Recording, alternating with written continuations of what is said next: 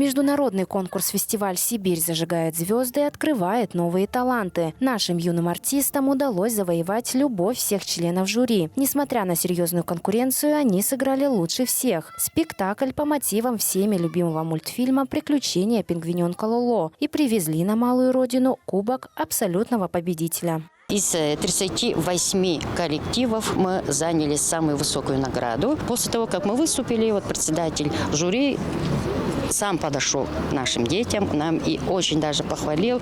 Он был в восторге, что каждый ребенок включен в процесс, каждый ребенок в образе, и похвалил, что у нас очень отличный ансамбль. Представлять нашу республику в Новосибирск отправились 24 юных актера, младшему из которых всего 6 лет. Для многих из них это огромный шанс показать, чему они научились за эти годы в творческом коллективе, так как будущую профессию ребята желают связать именно с этим ремеслом. Подготовка к конкурсу началась еще в январе этого года и занимала все свободное время. К примеру, один из звездочек Орлан Эрездала нам рассказал, что игры с друзьями он оставил на второй план и посвятил всего себя подготовке.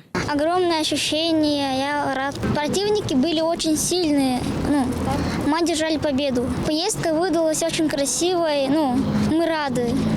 Разделяют точку зрения своего товарища и другие воспитанники. Мне больше всего понравилось, что мы заняли наивысший приз. Я уже не первый раз в городе Новосибирск. Где-то 4 раза в Новосибирске был. Мне там понравилось аквапарк. И сам город очень красивый. Я занимаюсь 4 года. Мне очень нравится. У нас очень дружный коллектив. В целом вся поездка была крутая и оставила только положительные эмоции. Помимо руководителей и воспитанников, в поездку отправились и родители, которые также отмечают высокий уровень проведения фестиваля. Конкурс проходил на высоком уровне. Жюри прямо так оценило наших детей, творчество наших детей.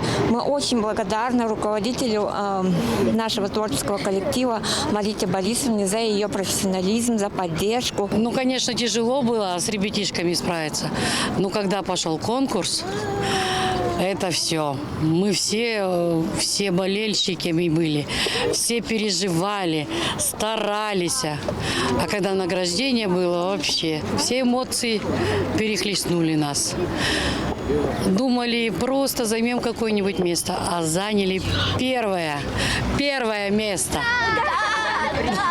Для творческого коллектива это не первый его гран-при. Будем верить, что и не последний. Успеху юных артистов по праву гордится весь Чедыхольский район и вся республика в целом. Орлана Байду, Буян Мунгуш, Азамат Учур, телеканал Тува-24.